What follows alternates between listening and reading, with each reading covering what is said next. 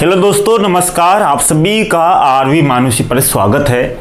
हमने जैन और बौद्ध धर्म को नहीं लिया है, इसलिए नहीं लिया क्योंकि हमने जैन बौद्ध धर्म को विस्तार से पहले ही पढ़ा दिया है। उसको अगर बार बार में पढ़ाएंगे तो वो आपके कन्फ्यूजन पैदा करेगा, इसलिए हमने आपको बिल्कुल आसानी से विस्तार से उसको पूरा करवा दिया है।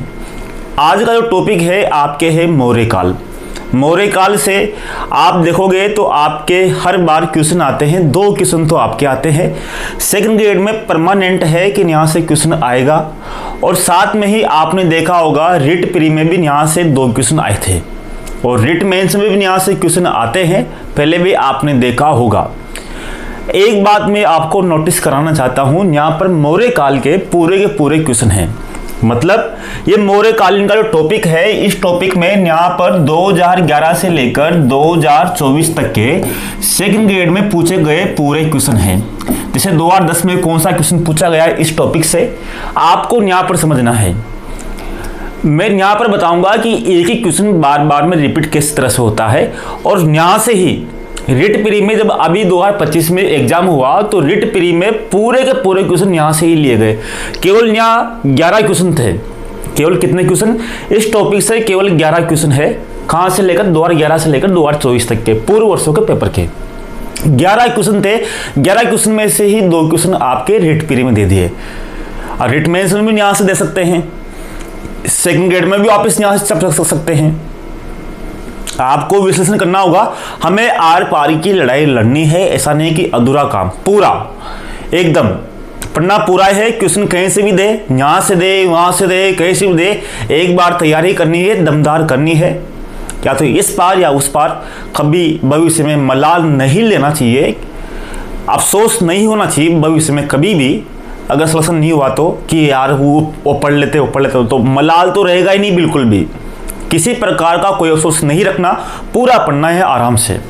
तो बात करते हैं अभी आपके कौन कौन से क्वेश्चन पूछे गए उनको देखते हैं। पहला क्वेश्चन पूछा गया 2010 में एग्जाम में सेकंड ग्रेड में, मौर्य काल में सोनगिरी स्थान क्यों प्रसिद्ध था? सोनगिरी स्थान किसके लिए प्रसिद्ध था? क्या ये आर्थिक केंद्र था या कोई क्या चीज था ये? तो इसका आंसर था कि सोनगिरी क्यों प्रसिद्ध था, क्योंकि ये राजनीतिक केंद्र था। क्या था? राजनीतिक केंद्र। राजनीतिक केंद्र का मतलब क्या है?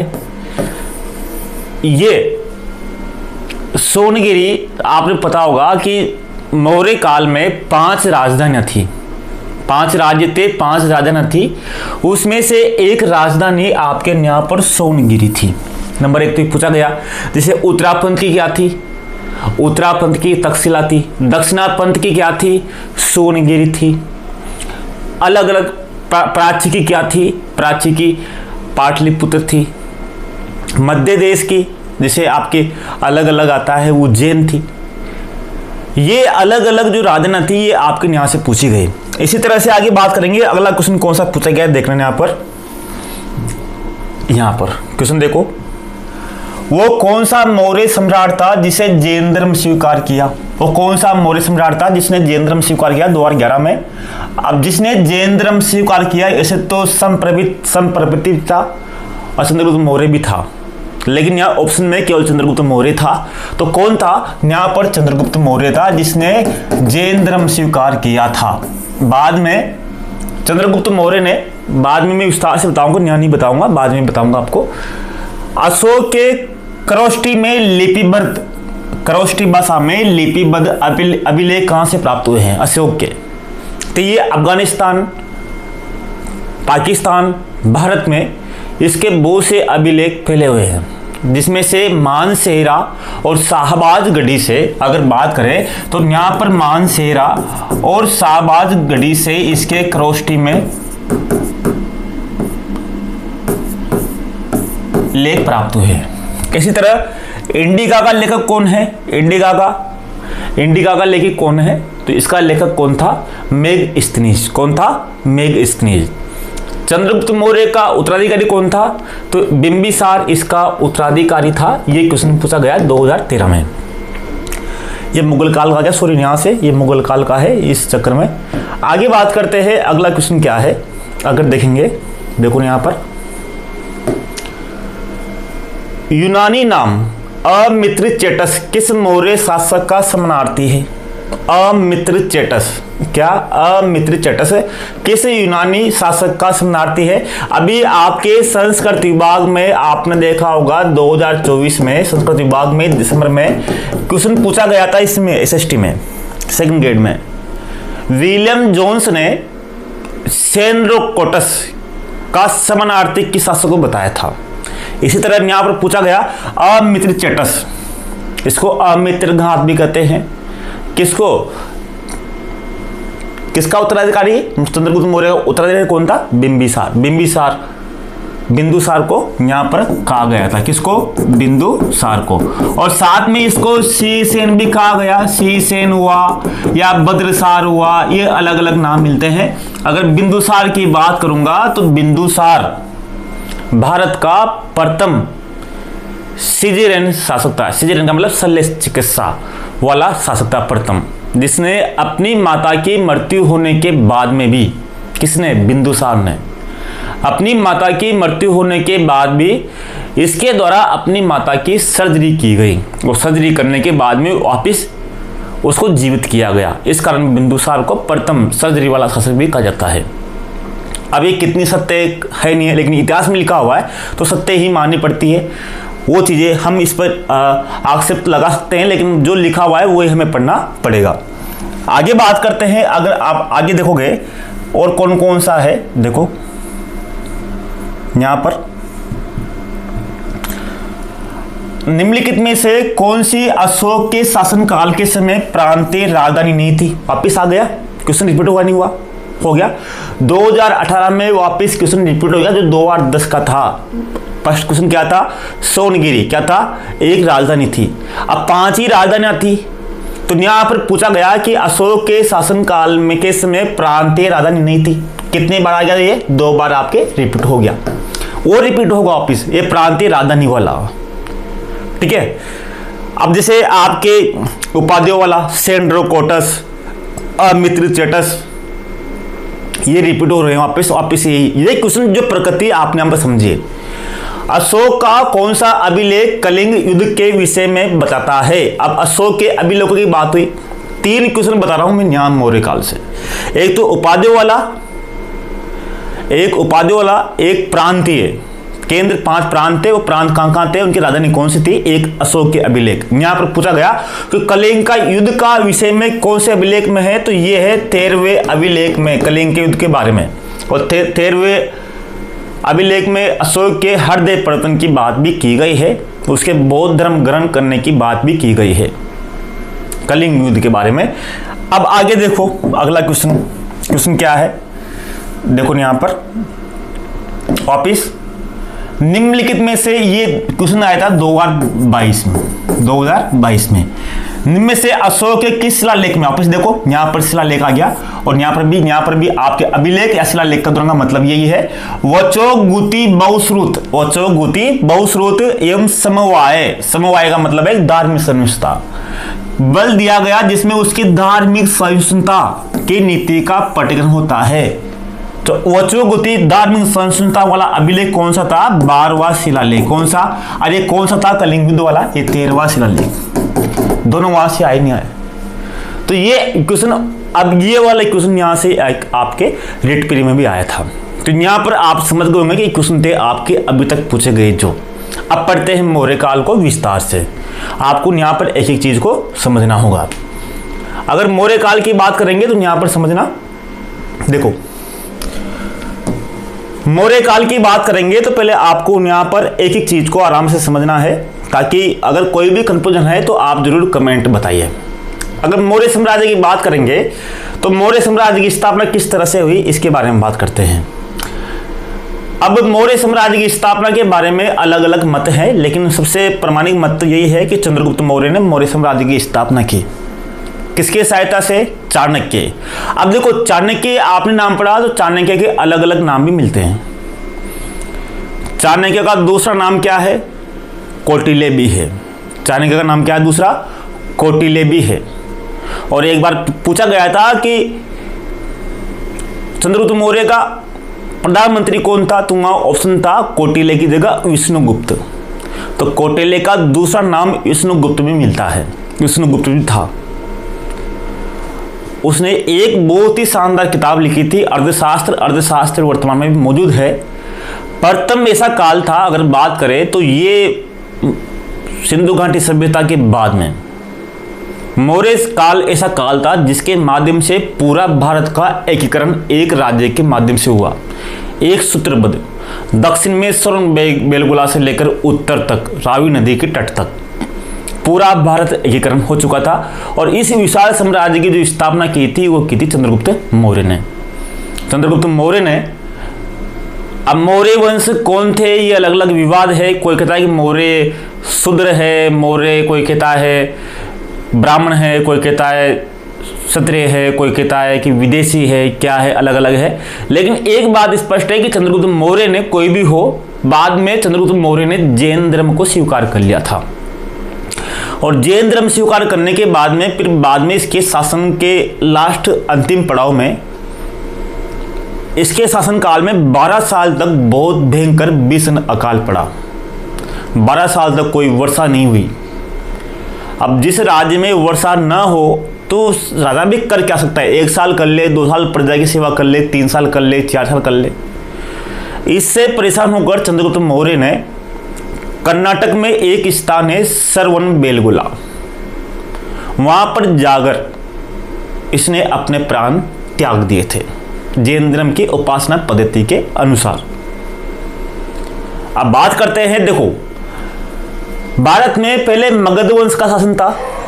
मगध वंश के बाद में भारत में आया हर्यक वंश। हर्यक वंश के बाद में आया शिशुनाग वंश। शिशुनाग वंश के बाद में आया नंद वंश। नंद वंश का शासक था अंतिम गणानंद। नंद वंश का जो अंतिम शासक था गणानंद, गणानंद को हराकर चंद्रगुप्त मौर्य ने, अब गणानंद को जो हराया वो चाणक्य की सहायता से चंद्रगुप्त मौर्य ने हराया था। हराने के बाद में यहाँ पर विष्णुगुप्त, कौटिल्य या फिर आपके चाणक्य जो भी है, जो नाम आपके मिलते हैं, चाणक्य ने यहाँ पर मौर्य वंश की स्थापना की। अब चंद्रगुप्त के बारे में कहा जाता है कि चंद्रगुप्त है पेपली वंश की शासक, जो पेपली वंश की एक शाखा थी। इसके बारे में बात करते हैं कि चंद्रगुप्त मौर्य का जो संबंध था वो पेपली वंश की एक शाखा से इसका संबंध था। अब चंद्रगुप्त मौर्य को अलग अलग, जैसे पुराणों में चंद्रगुप्त मौर्य को शूद्र माना गया, मुद्रा राक्षस में भी इसको क्या माना गया? शूद्र माना गया। मुद्रा राक्षस विशाखा दत्त की एक बहुत शानदार कृति है जिसमें भी इसको शूद्र कहा गया। अब जो इसके जो साहित्य थे, जो इसके बारे में जानकारी मिलती है, अर्थशास्त्र चाणक्य की, कौटिल्य की किताब है। वैसे कौटिल्य की जो किताब है अर्थशास्त्र, उसमें दासों का उल्लेख है। किसका? दासों का उल्लेख है। जबकि जो मेगस्थनीज की जो बुक किताब है इंडिका, उसमें दासों का उल्लेख नहीं है। तो ये अलग अलग है। तो बहुत सी बार क्वेश्चन आता है कि दास थे ही नहीं थे, तो दास थे भारत में, लेकिन जो दासों की जो प्रकृति थी वो यूरोप के देशों की तुलना में यहाँ पर अलग थी। यहाँ पर भारत में जो दास थे उन दासों को परिवार का सदस्य माना जाता था। लेकिन जो यूरोप था, यूरोप में, बाकी विश्व में, वहाँ पर दासों के साथ अलग बर्ताव किया जाता था। इस कारण यहाँ के दासों को मेगस्थनीज ने दास नहीं माना, एक तरह से अपना परिवार का सदस्य ही माना। तो अर्थशास्त्र किसकी थी? इसकी। तिब्बत का इतिहास किसकी है? तो तिब्बत की जो इतिहास है वो तारानाथ की है। तिब्बत की में पीछे क्या है? तिब्बत में पीछे क्या है? त से क्या बन रहा है? तारानाथ। तिब्बत का इतिहास किसका है? तारानाथ का। कथासरित सागर, कथासरित सागर सोमनाथ या सोमेंद्र की एक किताब है, कथासरित सागर। और भी किताबें हैं जो अलग अलग मिलती है, लेकिन जो मुख्य मुख्य है जो आपको यहाँ पर ध्यान देने हैं। इसी तरह बौद्ध साहित्य में दीपवंश है, महावंश है, दिव्य उद्यान है, यहाँ पर भी इसकी जानकारी मिलती है। जैन साहित्य में कल्पसूत्र है। कल्पसूत्र भद्रभाऊ कल्पसूत्र में आप देखोगे तो कल्पसूत्र की रचना भद्रभाऊ ने की। भद्रभाऊ के द्वारा ही चंद्रगुप्त मौर्य के समय भद्रभाऊ हुए थे, उनके माध्यम से उन्होंने अपना प्राण त्यागे थे भद्रभाऊ की सहायता से। इसी तरह परिशिष्ट पर्व हेमचंद्र के एक रचना थी। तो परशिष्ट पर्व हुआ, इन सब रचनाकारों को आप ध्यान रखोगे। ये आपके बौद्ध जैन अध्याय में भी काम आएंगे, दर्शन शास्त्र में भी काम आएंगे, अलग अलग जगह काम आएंगे। गुप्त काल के और मौर्य काल के पुस्तकें आपको इतिहास में ध्यान रखनी ही होगी। 2 काल है महत्वपूर्ण। तो कल्पसूत्र, परशिष्ट पर्व, ये आपको यहाँ पर अर्थशास्त्र में अलग अलग है। अर्थशास्त्र में सप्तांग सिद्धांत, दास प्रथा अलग अलग। विदेश साहित्य में इंडिका किसकी है? मेगस्थनीज की। मेगस्थनीज की जो इंडिका है उस पुस्तक में भारत की प्रशंसा ही प्रशंसा की गई है। इंडिका में लिखा हुआ है मेगस्थनीज ने कि भारत के उस समय मौर्य काल में लोग घरों के ताले नहीं लगाते थे। इसका मतलब था कि उस समय चोरी की प्रवृत्ति नहीं थी। कितना शानदार समाज व्यवस्था था मौर्य साम्राज्य के समय, इस बात को आप समझ सकते हैं। साथ में एक बहुत विशाल पाटलिपुत्र यानी कि पटना, बिहार की राजधानी, उस समय मौर्य साम्राज्य की एक राजधानी थी पाटलिपुत्र। वैसे तक्षशिला की बात, तक्षशिला में कौटिल्य जो थे, पाकिस्तान में वर्तमान तक्षशिला, तो कौटिल्य उस तक्षशिला में पढ़ाते थे, गुरु थे। लेकिन पाटलिपुत्र महत्वपूर्ण केंद्र था राजधानी के रूप में। वहां पर एक विशाल लकड़ी का महल भी था। इंडिका में मेगस्थनीज कहते हैं कि भारतीय उच्च नैतिक चरित्र वाले हैं। क्या है? उच्च नैतिक चरित्र वाले, कोई दास प्रथा नहीं है। ये गुणगान किया गया है मेगस्थनीज के द्वारा इंडिका में। इसी तरह अगर बात करेंगे तो अलग अलग निराकस है। और अभिलेखों में जो जूनागढ़ अभिलेख है, जो कहाँ पर, गिरनार है गुजरात में, जूनागढ़ भी है, एक रियासत भी थी जूनागढ़। जैसे जूनागढ़ रियासत थी जो सबसे बाद में भारत में शामिल हुई थी जनमत संग्रह के माध्यम से। इसने मना कर दिया था यहाँ की राजा ने भारत में शामिल होने के लिए, तो जूनागढ़ वहाँ पर ही है। बाद में इस एकमात्र रियासत थी कौन सी? जूनागढ़, जहाँ पर भारत में विलय के लिए जनमत संग्रह किया गया था। तो यहाँ पर जूनागढ़ अभिलेख सभी इसके बारे में मिलते हैं, चंद्रगुप्त मौर्य के बारे में मिलते हैं, अलग चीज़ें यहाँ पर मिलती है। तो ये चीज़ें आपको यहाँ पर ध्यान रखनी है। तो ये बेसिक जानकारी है। इसके बाद में अगर बात करेंगे तो और बातें देखो जो शासक है चंद्रगुप्त मौर्य के बारे में अब अलग अलग लोग क्या कहते हैं। स्ट्रैबो और जस्टिन चंद्रगुप्त मौर्य को सेंड्रोकोटस की उपाधि देते हैं। किसकी? सेंड्रोकोटस। ध्यान रखना, स्ट्रैबो और जस्टिन। एरियन और प्लूटार्क इसको एंड्रोकोटस कहते हैं। क्या कहते हैं? प्लूटार्क और एरियन। अब यहाँ पर आप देखोगे एरियन में ए है, क्या है? ए। और एंड्रोकोटस में भी क्या है यहाँ पर? ए। इसी तरह सेंड्रोकोटस में स है आगे, और स्ट्रैबो में भी आगे क्या है? स है, आधा स। इस तरह से एरियन का नाम आ जाएगा वहां पर एंड्रोकोटस, स्ट्रैबो का नाम आ जाएगा तो सेंड्रोकोटस। इस पर यहाँ पर ध्यान रखो, क्योंकि भूल जाते हैं बहुत सी बार, लेकिन फिर क्वेश्चन आएगा सामने तो हमको ये चीजें ध्यान रहेगी कि एरियन का मतलब ए है तो एरियन का मतलब एंड्रोकोटस और सेंड्रोकोटस। पहले किसी को नहीं पता था कि सेंड्रोकोटस है कौन, क्योंकि चंद्रगुप्त मौर्य का कोई नाम नहीं मिलता था। कि जब अभी लोगों में पढ़ा तो चाणक्य हुआ, किसमें हुआ, तो सेंड्रोकोटस, जैसे मेगस्थनीज में अपनी पुस्तक में सेंड्रोकोटस का ही नाम उल्लेख किया। सेंड्रोकोटस कौन था? तो उसके बाद में जो विलियम जोन्स थे, तो विलियम जोन्स ने सर्वप्रथम, ये क्वेश्चन आया 2024 में संस्कृत विभाग में, सर्वप्रथम 1793 में सेंड्रोकोटस की पहचान चंद्रगुप्त मौर्य से की थी कि ये चंद्रगुप्त मौर्य है। किसने कहा? विलियम जोन्स ने 1793 में कहा कि ये सेंड्रोकोटस कौन है? चंद्रगुप्त मौर्य है। इस बात को ध्यान रखना कि चंद्रगुप्त मौर्य की तुलना किससे की थी? सेंड्रोकोटस से की थी। ये वाला है सेंड्रोकोटस। और एक प्लिकार्स है, प्लिकार्स ने सेंड्रोकोटस का प्रयोग किया था, सेंड्रोकोटस का। तो 1793 की बात है ये वाली। जस्टिन और प्लूटार्क ये कहते हैं, जिसे प्रमाण कौन देते हैं? बोसी कहते हैं कि चंद्रगुप्त मौर्य की और सिकंदर की आपसी मुलाकात नहीं हुई, अलग अलग बात करते हैं। लेकिन जो जस्टिन और प्लूटार्क था, ये दोनों कहते हैं, इन दोनों का कथन है कि वास्तव में चंद्रगुप्त मौर्य की और सिकंदर की भेंट हुई थी। और जस्टिन भी कहता है किसके बारे में? चंद्रगुप्त मौर्य के बारे में, कि चंद्रगुप्त की सेना ने, उसके पास बहुत सारी सेना थी, 5 लाख तो पैदल सेना थी, 30,000 के ऊपर घुड़सवार थे, 5,000 के ऊपर हाथी थे। उसने पूरे भारत को रोक डाला। बाद में उसने सिकंदर का जो सेनापति था सेल्यूकस निकेटर, उसको भी हराया और उसकी बहन पुत्री जो हेलना थी, वो हेलना से भी उसका विवाह किया। ये प्रथम भारत में अंतर्जातीय विवाह था, भारत का, चंद्रगुप्त मौर्य का और हेलना का। इस कारण जो कौन जस्टिन चंद्रगुप्त की सेना को डाकुओं का गिरोह कहते हैं। किसको? डाकुओं का गिरोह। इतनी विशाल सेना थी चंद्रगुप्त मौर्य के पास। तो जस्टिन ने चंद्रगुप्त मौर्य की जो सेना को क्या कहा? डाकुओं का गिरोह। और चंद्रगुप्त मौर्य शब्द का प्रयोग कहाँ हुआ पहली बार? पतंजलि की महाभाष्य में। पतंजलि के महाभाष्य में सर्वप्रथम इसका प्रयोग हुआ है। ठीक है। अब जैसे इसका जन्म, चंद्रगुप्त मौर्य का जन्म तो 322 ईसा पूर्व में हुआ और इसकी मृत्यु 298 ईसा पूर्व में हो गई थी।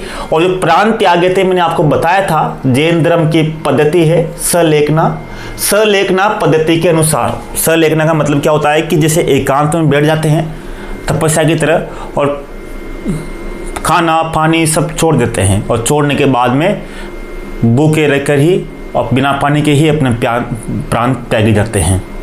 उसको बोलते हैं सलेखना पद्धति के माध्यम से। तो ये भी आ सकता है कि कौन सा शासक ने सलेखना पद्धति के माध्यम से अपने प्राणों को त्यागा था। क्यों त्यागा था? 12 साल तक ये कहा जाता है। इस कारण क्या था? 12 साल तक वहाँ विषना काल पड़ा था। अब बात करते हैं विवाह की बात करें तो 305 ईसा पूर्व में, 303 में तो सेल्यूकस निकेटर को जो सिकंदर सेनापति था उसको हरा दिया था। बाद में इसकी जो बहन थी हेलना से इसने विवाह किया चंद्रगुप्त मौर्य ने। और बाद में ये प्रथम अंतर्राष्ट्रीय विवाह भी कहलाता है भारत का। प्रधानमंत्री कौन था? प्रधानमंत्री की बात करें तो चाणक्य इसका प्रधानमंत्री था। इसकी राजधानी पाटलिपुत्र थी चंद्रगुप्त मौर्य की।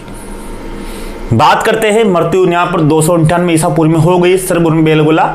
इसका पुत्र था बिंदुसार। किसका पुत्र? अशोक का। अशोक का जब बिंदुसार था ये 298 में शासक बना और 273 ईसा पूर्व तक ये शासक रहा। वैसे 269 में अलग अलग बातें आती है, 273 269 ईसा पूर्व की बात कर रहे हैं। क्वेश्चन आया था इसके बारे में कि अमित्रगात के शासक का उपनाम है, तो अमित्रगात यही था, बिंदुसार यही था जो भारत का प्रथम सिजरेन शासक था जिसने माता की सर्जरी की। इसको बद्रसार और शीर्षसेन की उपाधि भी थी। बद्रसार और शीर्षसेन ये आजीवक संप्रदाय का उपासक था। किसका?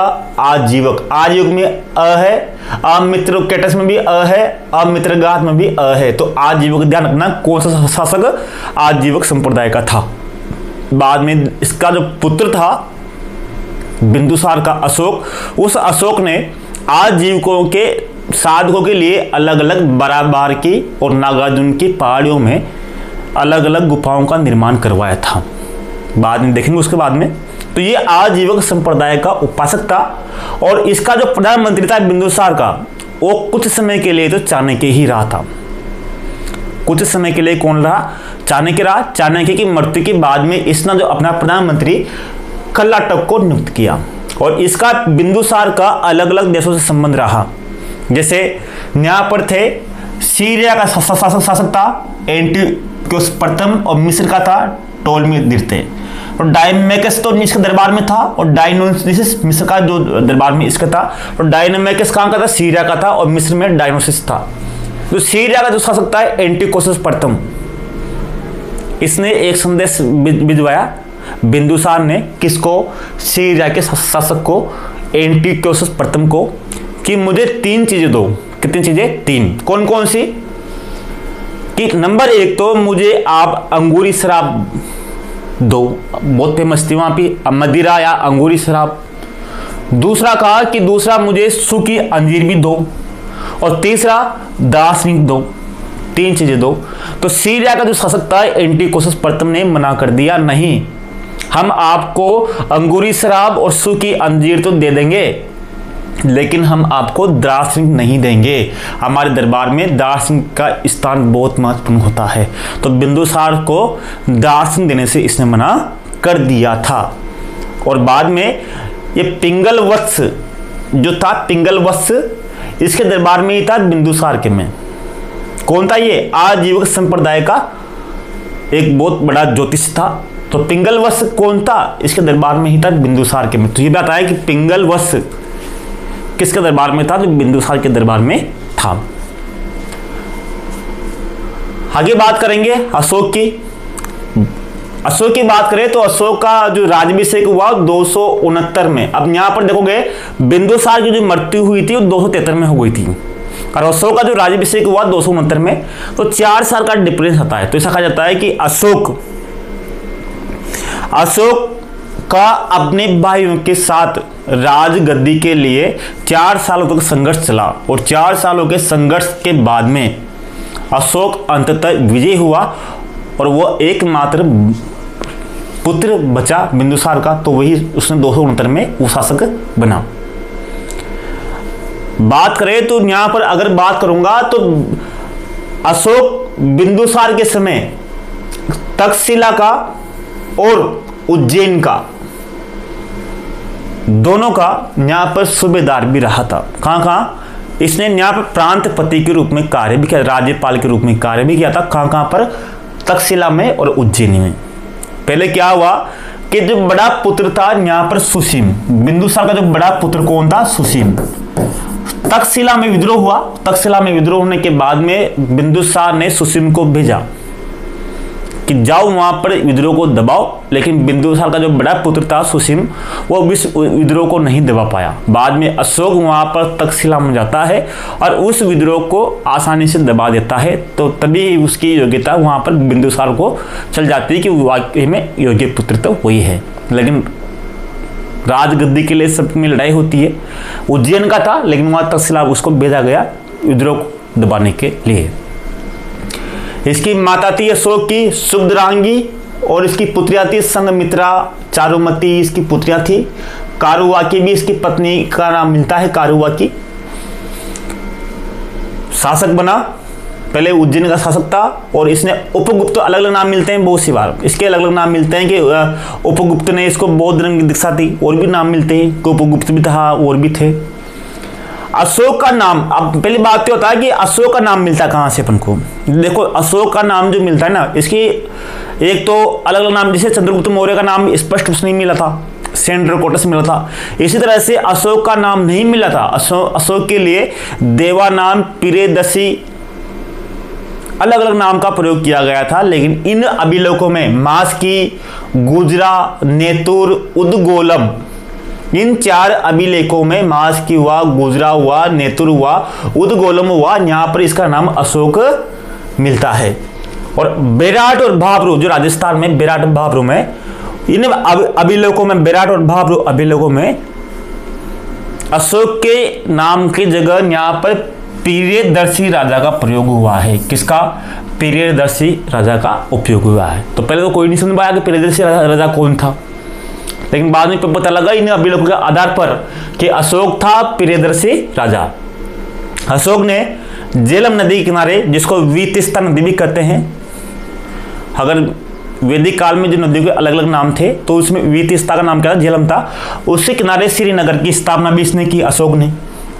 नेपाल में देवपतन यानी कि ललित पाटन की स्थापना भी अशोक ने ही की थी। और बाद में इसने बौद्ध धर्म को स्वीकार किया, वो अलग कहानी है। बौद्ध धर्म स्वीकार क्यों किया? कारण यह था कि आपको पता है कि इसके अलग अलग अभिलेख है। कलिंग युद्ध, कलिंग कहां पर है? उड़ीसा में है। उड़ीसा में जाता है ये, और वहां पर एक युद्ध होता है भयंकर, जिसका नाम था कलिंग युद्ध। इसमें लाखों लोगों का वध हुआ, एक तरह से वहां पर खून खराबा हुआ। तो उनके रक्त को देखकर उसका मन हृदय परिवर्तन हो गया, और हृदय परिवर्तन होने के बाद में उसने बौद्ध धर्म ग्रहण कर लिया। तो तीनों का उल्लेख, कलिंग युद्ध, हृदय परिवर्तन और बौद्ध धर्म में ग्रहण करना, ये तीनों का ही उल्लेख 13वें अभिलेख में मिलता है। ये बात ध्यान रखना। और 12वें अभिलेख में ये सहिष्णुता का नीति का पालन किया, इनकी उपदेश सहिष्णुता की प्रथम जो अभिलेख था उसमें कहता है कि पशु बलि और सामाजिक उत्सवों पर इसने बैन लगा दिया। इसका मतलब पशु बलि थी उस समय, ये तो बात है। तो पशु बलियों पर, सामाजिक उत्सवों पर भी इसने बैन लगा दिया। और बौद्ध धर्म ग्रहण करते ही इसने रणघोष की जगह, रणघोष का मतलब युद्ध करो, युद्ध करो मतलब जाओ, रणघोष की जगह इसने क्या कहा, धम्मघोष, दम की नीति का अपनाया। दम का मतलब क्या है कि जनता का नैतिक आचरण को उत्थान करो, उनको धम्म की शिक्षा दो। और धम्म की शिक्षा देने के कारण इसने वहाँ पर जगह जगह अशोक ने चारों तरफ अपने अभिलेखों को खुदवाया, शिलालेख बनवाया, अलग अलग पट्टों का निर्माण करवाया। अशोक ऐसा शासक था जिसने अपनी जनता के नैतिक उत्थान के लिए जगह जगह शिलालेखों की स्थापना की, अलग अलग की, धम्म की शिक्षा देने के लिए। केवल कलिंग युद्ध के कारण, एक युद्ध के कारण इतना परिवर्तन हो गया। रणघोष की जगह क्या हुआ, धम्मघोष। बात करेंगे आगे आगे अलग अलग। और बाद में ये बोध गया भी गया, 10वें वर्ष 20वें वर्ष लुम्बिनी भी गया, अलग अलग चीजें यहाँ पर मिलती है आपके। अब अशोक के जो अभिलेख थे, अभिलेखों की बात करेंगे। जो अशोक के जो अभिलेख थे वो अभिलेखों की जो खोज की थी, देखो अशोक के अभिलेख तो इधर पड़े हुए थे, लेकिन जो खोज की थी वो की थी पेंड्रे टिप्थेलन ने। पेंड्रे टिप्थेलन ने 1750 में की थी। और सर्वप्रथम पढ़ा किसने था, 1737 में विलियम जोन्स ने। सर्वप्रथम पढ़ा किसने था, विलियम जोन्स ने पढ़ने में सफलता प्राप्त की थी। William Jones Asiatic Society of India का निदेशक भी थे और आपको पता होगा सेंट्रल क्वार्टर से भी इसने ही की थी। तो टिप्थेलन ने तो खोज की और विलियम जोन्स ने इसके अभिलेखों को सर्वप्रथम पढ़ा था।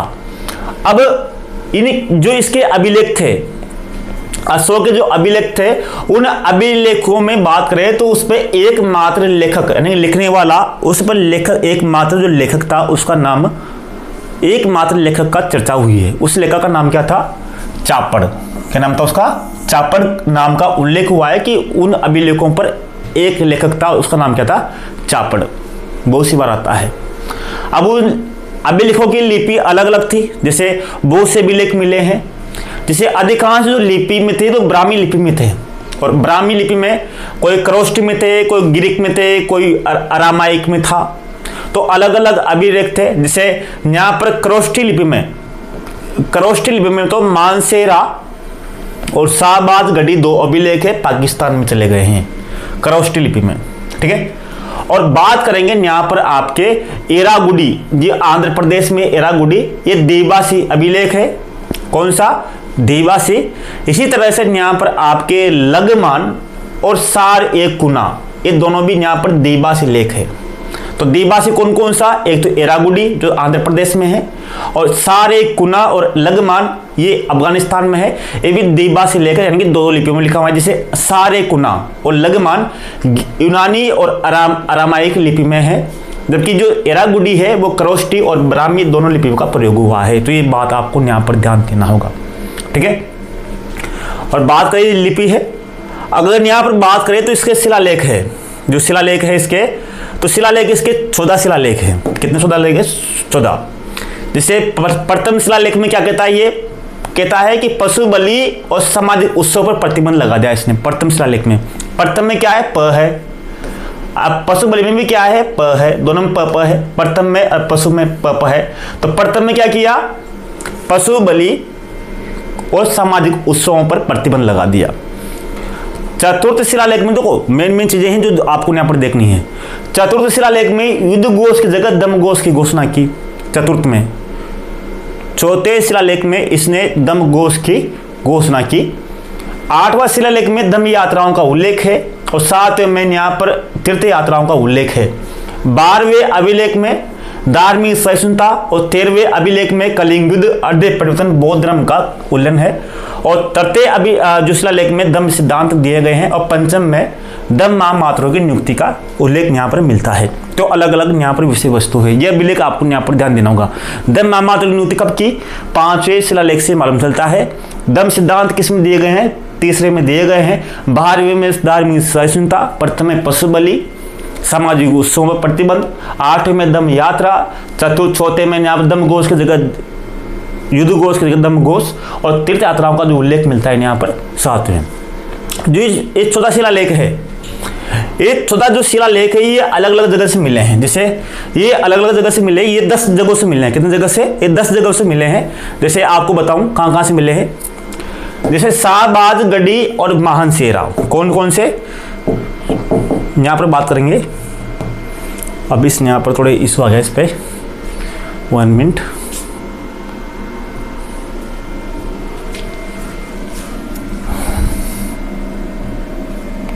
टेक्निकल प्रॉब्लम आ जाती है इसमें।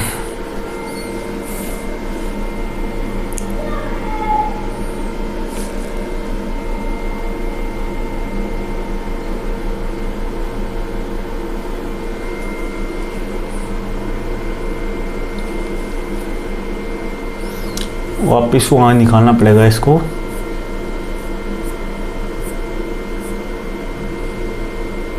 ठीक है, चलते हैं आगे। बात करते हैं जो आपकी 14 शिलालेख है ये कहाँ कहाँ से मिले हैं। जैसे शाहबाज गढ़ी और मानसेरा, नंबर 2 तो ये एक यहाँ से मिले हैं। शाहबाज गढ़ी और मानसेरा कहाँ पर है? पाकिस्तान में। और शाहबाज गढ़ी और मानसेरा पर जो अभिलेख मिले हैं इसकी भाषा कौन सी, लिपि कौन सी है? शाहबाज गढ़ी और मानसेरा की, तो इसकी लिपि है यहाँ पर आपकी खरोष्टी लिपि। कौन सी? खरोष्टी लिपि। इसी तरह से धौली और जोगड़ जो शिलालेख मिले हैं, धौली जोगड़, ये दोनों कहाँ पर है? ये उड़ीसा में है। कांदार, कांदार कहाँ पर है? अफगानिस्तान में। कांदार में कौन कौन सा है? कांदार में यहाँ पर है सार-ए-कुना। कौन सा? सार-ए-कुना। ये कौन कितनी लिपि में? ये 2 लिपियों में है, यूनानी और अराइमिक लिपि में। द्विभाषी अभिलेख यहाँ से मिला है सार-ए-कुना, जो कांदार में है अफगानिस्तान में। मानसेरा और शाहबाज गढ़ी किस में है? खरोष्टी में। और सार-ए-कुना द्विभाषी है, जो किस 4 लिपियाँ थी।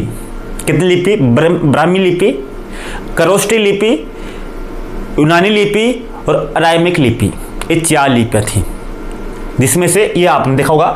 कालसी कहाँ पर है? कालसी उत्तराखंड में है। गिरनार गुजरात में, सोपरा महाराष्ट्र में, सन्नति कर्नाटक में, और एरागुडी ये आंध्र प्रदेश में। तो एरागुडी में भी यहाँ पर आपके द्विभाषी अभिलेख मिला है। एरागुडी से, आंध्र प्रदेश से। द्विभाषी का मतलब यहाँ पर ब्राह्मी और यहाँ पर खरोष्टी, द्विभाषी यहाँ पर ये अभिलेख मिला है, ब्राह्मी और खरोष्टी। और सार-ए-कुना से कौन कौन सा? ग्रीक और अराइमिक लिपि का मिला है। ये यहाँ पर ध्यान देना है। एरागुडी कहाँ पर है? आंध्र प्रदेश में। सोपरा महाराष्ट्र में, कालसी उत्तराखंड में, धौली जोगड़ उड़ीसा में, सन्नति यहाँ पर कर्नाटक में। ठीक है, आगे चलते हैं। अब बात करते हैं यहाँ पर वर्ध शिलालेखों की। वर्ध शिलालेख ये आपको यहाँ बताया 10 स्थानों से मिले हैं। 10 स्थान मैंने आपको बता दिए। शाहबाज गढ़ी मानसेरा पाकिस्तान में है, कांदार में अफगानिस्तान, एरागुडी आंध्र प्रदेश में, धौली जोगड़ उड़ीसा में। ये अलग अलग शिलालेख है जो आपको यहाँ पर मिले हैं। बात करते हैं लघु शिलालेखों की। लघु शिलालेखों की बात करेंगे तो लघु शिलालेख भी आपके अलग अलग जगह से मिले हैं। लघु शिलालेख ये तो वर्ध शिलालेख थे जो 14 थे, जो 10 जगहों से मिले हैं। लघु शिलालेख में बेराट और बाबरू, बेराट और बाबरू में दोनों में देवाना प्रिय का प्रयोग हुआ था अशोक की जगह। तो बेराट भीमसेन की पहाड़ी पर है, अब बाबरू बिदक की पहाड़ी पर है। बाबरू शिलालेख की खोज कैप्टन बल्ट ने 1837 में की थी।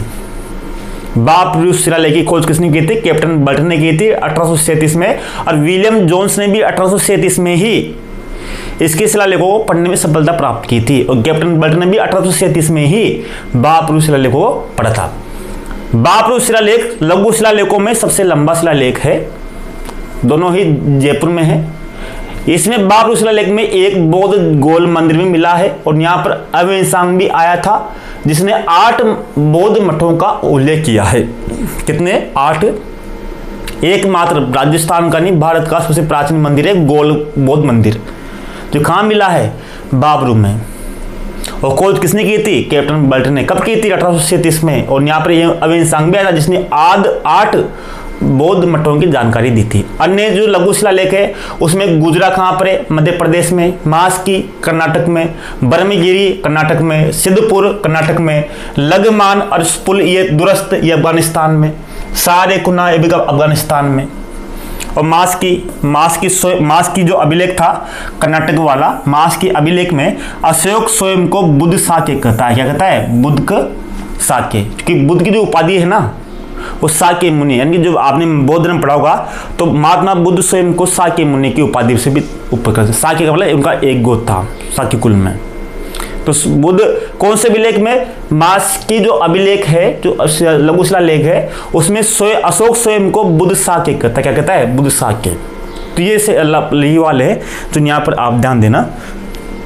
तो एक बात तो स्पष्ट होगी, जैसे मैं आपको नाम बता देता हूँ, जैसे आपके एरागुडी कहाँ पर है? आंध्र प्रदेश में। कहाँ पर है? आंध्र प्रदेश, दिबासी अभिलेख है। इसी तरह सारे कुना और लगमान, सारे कुना और लगमान कहाँ पर है? अफगानिस्तान में है, ये भी दिबासी अभिलेख है। बाबरू और विराट कहाँ पर? राजस्थान में है, दोनों बाबरू और विराट। दोली और जोगढ़ कहाँ पर है? दोनों कहाँ पर है? आपके उड़ीसा में है। और कालसी कहाँ पर है? उत्तराखंड में है। सोपरा महाराष्ट्र में। और अधिकांश जो बचे हुए हैं वो लगभग कर्नाटक में है, जैसे ब्रह्मगिरी कर्नाटक में है, मास की कर्नाटक में है, सिद्धपुर कर्नाटक में है, ये सब यहाँ पर कर्नाटक में है। मास की कहाँ पर है? कर्नाटक में है, जहाँ पर मास की वहाँ पर सर्वबेरी गुलाबी जिसका यहाँ पर फेमस था। ठीक है, आगे बात करेंगे तो आगे यहाँ पर देखेंगे। अब स्तंभ लेख है तो अशोक के बहुत से स्तंभ लेख मिलते हैं यहाँ पर, तो आपको यहाँ देखेंगे स्तंभ लेख कौन कौन सा है।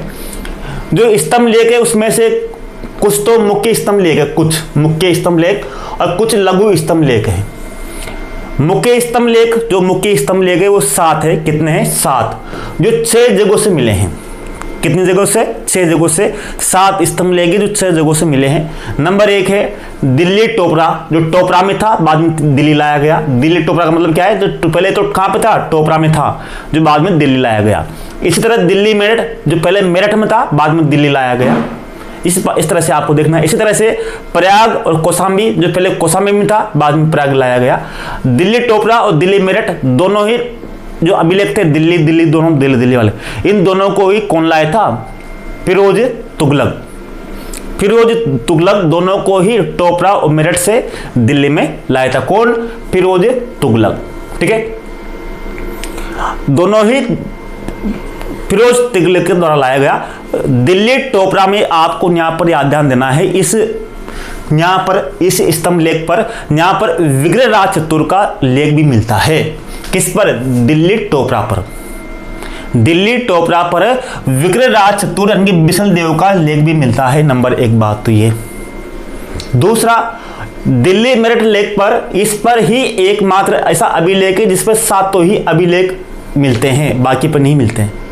और जो तीनों हैं ये वाले लोरिया, अरराज, लोरिया, नंदनगढ़ और रामपुरवा, ये तीनों ही एक जगह है, चंपारण जिला है बिहार का। तो तीनों ही एक जगह है, लोरिया अरराज, लोरिया नंदनगढ़ और रामपुरवा तीनों ही चंपारण में है।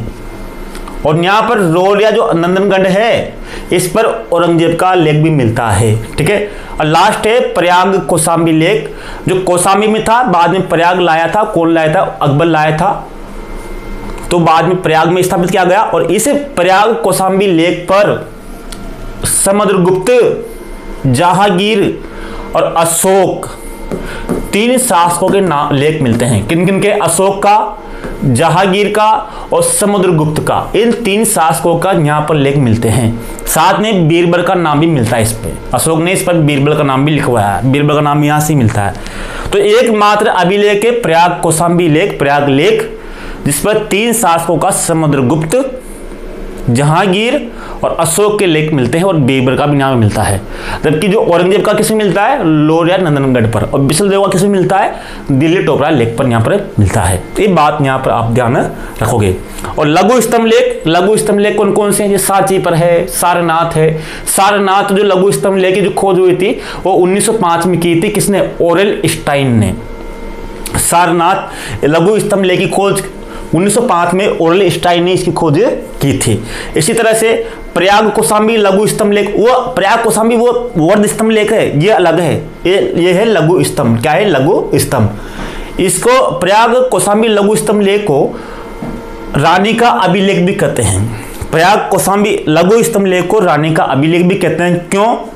क्योंकि अशोक की जो पत्नी थी कारुवाकी ने इसका निर्माण करवाया था और इस पर कारुवाकी के दान का बारे में जानकारी भी मिलती है कि कारुवाकी कितना दान करती थी।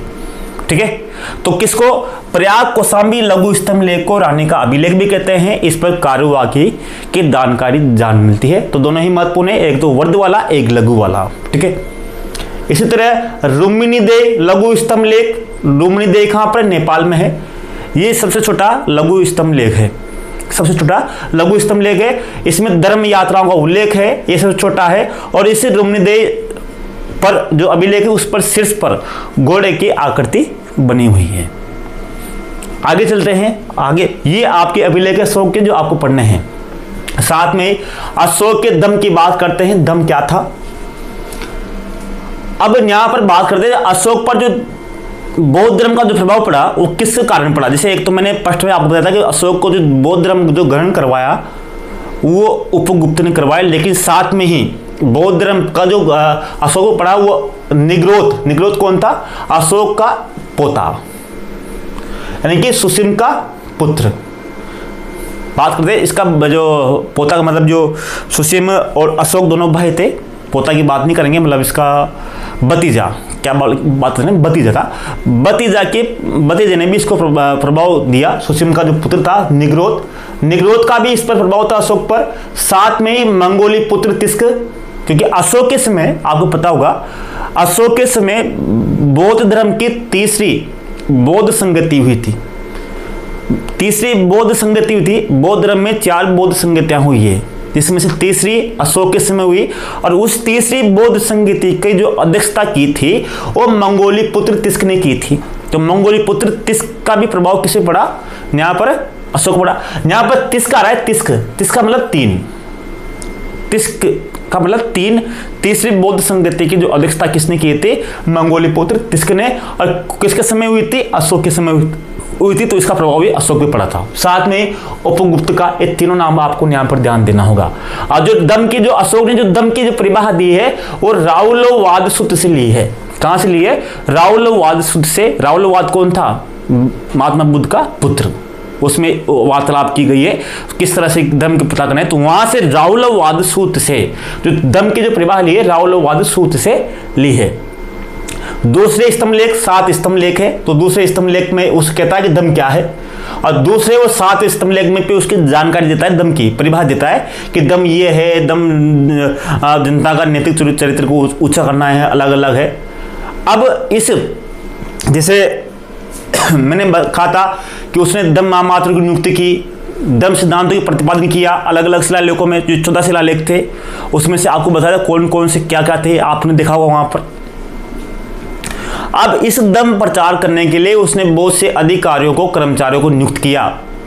जो दम का प्रचार करते थे, जो अधिकारी, जो कर्मचारी, उनको अनुसंधान कहा जाता है। क्या कहा जाता है, अनुसंधान। क्या, अनुसंधान। क्या नाम दिया, जो प्रति 5 वर्ष में धर्म यात्रा पर जाते थे, जिनको अनुसंधान कहा गया। इनके 5 साल, प्रति 5 साल में एक बार धर्म प्रचार के लिए जाते थे, उनको अनुसंधान कहा गया। और 5वें शिलालेख में इसमें कहा गया है कि उसने अपने 14वें वर्ष में दम महामात्र की नियुक्ति की। दम महामात्र मतलब अनुसंधान अधिकारियों की नियुक्ति की। धर्म श्रावण का मतलब क्या है, अशोक के द्वारा जनता को दिया गया धर्म संदेश धर्म श्रावण कहलाता है। अब धर्म प्रचारक कौन कौन थे, जैसे धर्म महामात्र कौन कौन थे, जैसे सोन और उत्तरा कहां गए थे, सोन भूमि पर गए थे प्रचार करने के लिए, सोन भूमि पर। महेंद्र संघमित्रा कहां गए, श्रीलंका गए दम का प्रचार करने के लिए। और उसमें श्रीलंका का जो शासक था वो कौन था, देवानापिरे तिस्से। ये देवानापिरे तिस्से वो श्रीलंका का उस समय समकालीन शासक था अशोक के समय। मज्जंतिक कश्मीर गांधार गया, महारक्षित एवं देश, वहां पर दम का प्रचार करने के लिए गए थे। तो ये चीजें, ये आप यहाँ पर ये आपके इनके बारे में हुई। क्या क्या था, चंद्रगुप्त मौर्य, बिंदुसार और अशोक के बारे में यहाँ हुआ। अब यहाँ पर शासन की बात करते हैं। देखो शासन की बात करेंगे तो अब देखो यहाँ पर उस समय 5 प्रांत थे। कितने प्रांत थे, 5। जिसमें से अगर बात करें तो ये प्रथम जो 4 प्रांत थे ये तो चंद्रगुप्त मौर्य के समय थे, और जो 5वां था कलिंग, तो कलिंग की जो राजधानी थी तोसली, ये बनाया था अशोक ने। पांचों जो प्रांत बनाया किसने बनाया था? अशोक ने। अब बहुत सी बार क्वेश्चन आ चुका है, उत्तरापंत जिसकी राजधानी थी तक्षशिला, दक्षिणापंत की राजधानी थी सोनगिरी, अवंती राष्ट्र की थी उज्जैनी, अब मध्य देश या प्राची की थी पाटलिपुत्र, और कलिंग की थी तोसली। ये 5 थे, 5 प्रांत थे मौर्य काल में। 4 प्रांत थे चंद्रगुप्त मौर्य के समय, अब 5वां बनाया था अशोक ने। ये 5 को आपको अच्छे से ध्यान रखना है। जिससे आपको पूछा गया था सोनगिरी क्यों प्रसिद्ध था? अरे राजनीतिक केंद्र था। इसी तरह से आपको पूछा गया था कि अशोक के समय कौन सी प्रांतीय राजधानी नहीं थी, तो 5 थे, 5 में से आपको ध्यान होना चाहिए, इसमें से एक अलग दिया हुआ था। अशोक को आपको पता होगा, अशोक शासक बनने से पहले तक्षशिला और उज्जैन का शासक रह चुका था, यानी कि प्रांतपति रह चुका था। इन प्रांतों का जो शासक होता था उनको आर्यपुत्र भी बोलते थे। क्या बोलते थे? आर्यपुत्र या कुमार कहा जाता था, आर्यपुत्र या कुमार। ये बात आपको यहाँ पर ध्यान देना है। प्रांत का शासक आर्य या कुमार, जिसे यहाँ पर तक्षशिला था, यहाँ पर तोसली था, यहाँ सोनगिरी था, यहाँ पाटलिपुत्र था, ना नालंदा था, अलग शिक्षा के केंद्र थे अलग अलग। अब कुल मिलाकर यहाँ पर जो इनके नीचे जो तीर्थ थे, माम आते थे, मंत्री थे, वो 18 थे। कितने थे? 18। न्यायालय भी 2 तरह के थे, धर्मस्थली न्यायालय और कंठशोधन न्यायालय। गुप्तचर भी 2 तरह के थे, संस्था और संचार। संस्था का मतलब एक जगह से रहने वाले, एक जगह ही रहकर काम करने वाले गुप्तचर, और संचार एक जगह से दूसरी जगह घूम कर काम करने वाले संचार गुप्तचर। 2 तरह के थे, संस्था और संचार। अब बात करते हैं मंत्री परिषद की। मंत्री परिषद को परिसा कहा गया। क्या कहा गया? परिसा। परिसा कहा गया। अब मंत्री परिषद में जो थे उसमें कुल मिलाकर 18 मंत्री थे, लेकिन जो मंत्रियों की जो नियुक्ति होती थी, उन नियुक्ति की प्रक्रिया भी एक थी। एक परीक्षण होता था मंत्रियों की नियुक्ति के लिए, उसको कहा जाता था उपदा परीक्षण। क्या? उपदा परीक्षण। मंत्रियों की नियुक्ति करने के लिए एक परीक्षण होता था, उसको बोलते थे उपदा परीक्षण। अब मंत्रियों के अंदर भी एक बहुत छोटी मंत्री समिति होती है। जैसे अभी भारत में मंत्री परिषद होती है, एक क्या होता है? मंत्रिमंडल होता है। तो मंत्री परिषद में और मंत्रिमंडल में क्या अंतर है, जानते हो क्या? मंत्री परिषद में सभी मंत्री आते हैं, और मंत्रिमंडल में तो केवल 2-4 मंत्री आते खास। इसी तरह से जो ये थी परिषद तो सभी मंत्रियों की थी, लेकिन उसके अंदर एक और थी मंत्रीन, जिसमें 3-4 मंत्री ही होते थे 18 में से, उसको मंत्रीन कहा गया। ठीक है। उपदा परीक्षण क्या था? मंत्रियों की नियुक्ति करने के लिए एक। इसी तरह से उन मंत्रियों में जैसे बात करते हैं, जैसे समाहर्ता कौन था? राजस्व का संग्रह करने वाला।